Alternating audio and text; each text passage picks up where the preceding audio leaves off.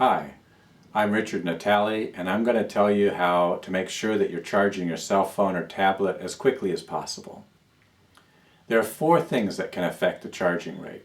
1, how much current your device can handle. 2, how much current your charger can supply, whether you're using a charge-only cable or your charger's set up for fast charging, and the quality and length of the cable you're using for the charging.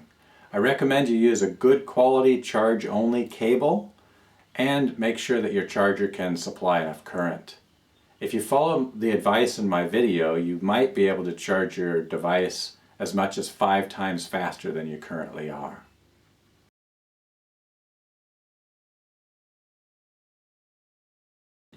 The first thing that affects charging rate is how much current your device can actually accept.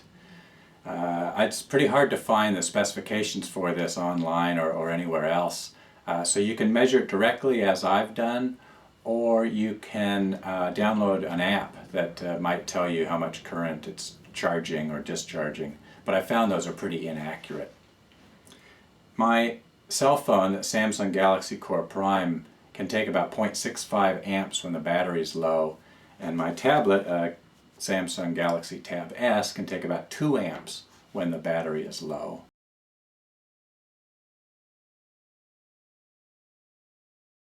Another thing that can affect charging rate is how much current your charger can supply. So these vary a lot. Some of these can only put out 0.4 amps, some can put out 1 amp, some 2 amps, and so on. I would say for cell phones you want to make sure that your charger can put out at least 1 amp, and for tablets make sure your charger can put out at least 2 amps. I've got several chargers here. This one can put out 0.4 amps. It says they're 400 milliamps. This one can put out 1 amp. It says 1000 milliamps there.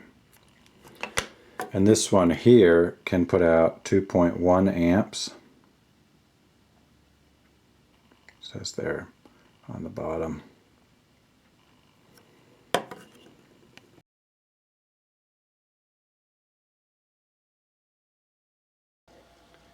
The next factor that can affect charging is using a charge-only cable, which will actually charge your cell phone faster than a regular cable, but they're pretty hard to find.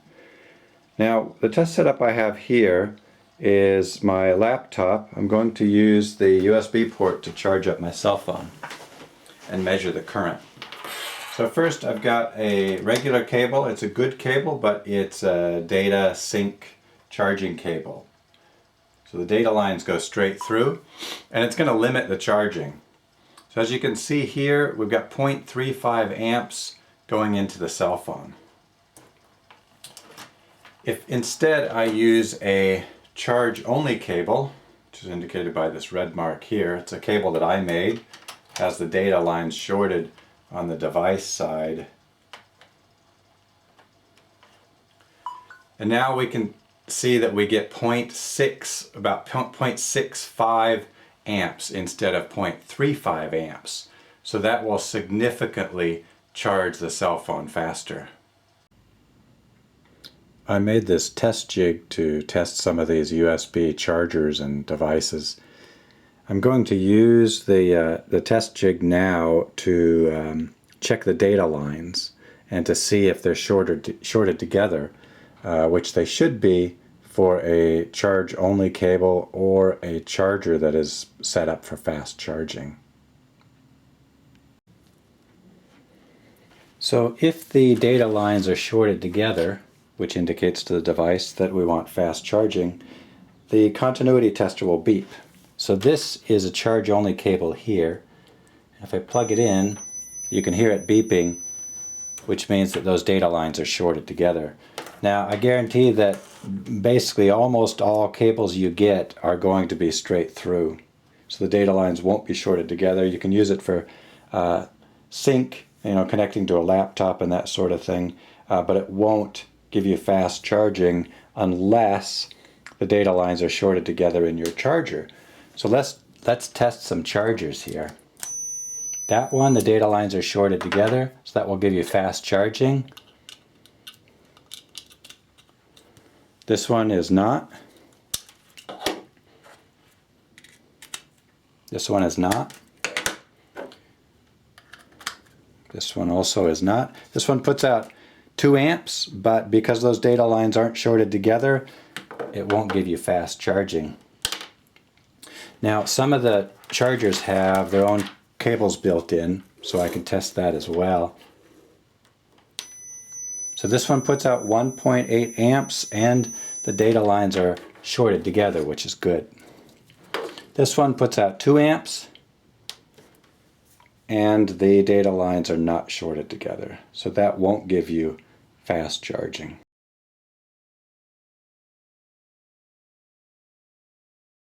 The last thing that can affect charging of your device is the quality and length of the cable you use. So earlier I talked about how much current the charger is putting out, but if there is loss in the cable, that will show up as a voltage drop on the device end. And that means that some power is being lost through the cable. And if you use a really cheap cable like this one, you may be losing as much as half of the power in the cable.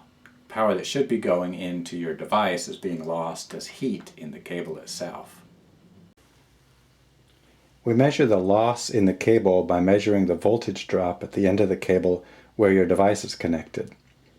Here I'm using this load, which is 2.5 ohms, which will draw 2 amps from the charger if there's no loss in the cable. This is about the same as a tablet with a low battery. Now there will be a slight voltage drop at the output of the charger as well, but I'm just going to show the voltage at the device end of the cable, which will show you pretty dramatically what happens when you use a cheaper cable. So here, 5.09 volts is what we get with no load, and when we connect the load, that drops to 4.36 volts. So even though we're using a good cable, there is definitely a voltage drop, which means power lost in the cable. Now remember that 4.36, 4.37 with a good cable. Now this is a good cable, but it's long. It's about 2 meters long, so there will be more loss. 3.74. So again, remember, without any load at all, it's about 5 volts. And now with this cable, we are losing more power. That has to do with the quality and the length of the cable. Last, I'm going to show you this, which is a really cheap cable, really poor quality.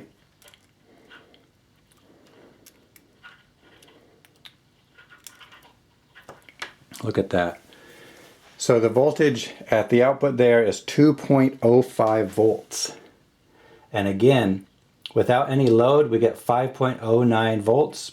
You put that load on, like a tablet with a low battery, and that output voltage drops to 2 volts, which means we're losing approximately 3 volts, or 3/5 of the power is lost in the cable due to heat. So the moral of the story is, use a good quality cable.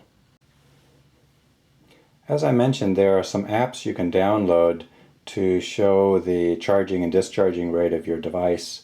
This one is called Ampere, but I found most of these to be pretty inaccurate, but they might give you some idea of how quickly your device is charging. I've got a 2 amp charger connected up to my test set here, and currently I've got it set up with the data lines open, which would be the standard configuration with a data sync cable plugged into a laptop port, for example, which means the charging rate is going to be limited because it's not a charge-only cable. As you can see from our meter here, it's currently charging at a rate of 0.45 amps. But this software, this app, is displaying minus 150 milliamps, which I assume means that it's running some apps and the display, and it's discharging faster than it's charging. The next thing I'll show you is I disconnect the charger. Yes, battery is low. Thank you. Short the data lines together. which will be like a charge-only cable. Now we see that it's charging at a rate of 1.35 amps, which is a lot better than previously. So if you use a charge-only cable, you'll get this faster charging. Now the software is showing us that it's charging at a rate of about 1,000 milliamps, which is about 1 amp. So you can tell compared to the previous measurement, it is definitely charging faster. So at least the app will tell you relatively if it's charging faster. So say for example you're comparing chargers or comparing cables. Okay, to make sure that you're charging your device as quickly as possible, get a good quality charge-only cable. You can get these from Amazon. They're pretty hard to find, or you can make your own. There are some videos on YouTube that show you how to do that. And make sure that your charger can supply enough current. 1 amp is probably good enough for cell phones and 2 amps for tablets. Thank you for watching.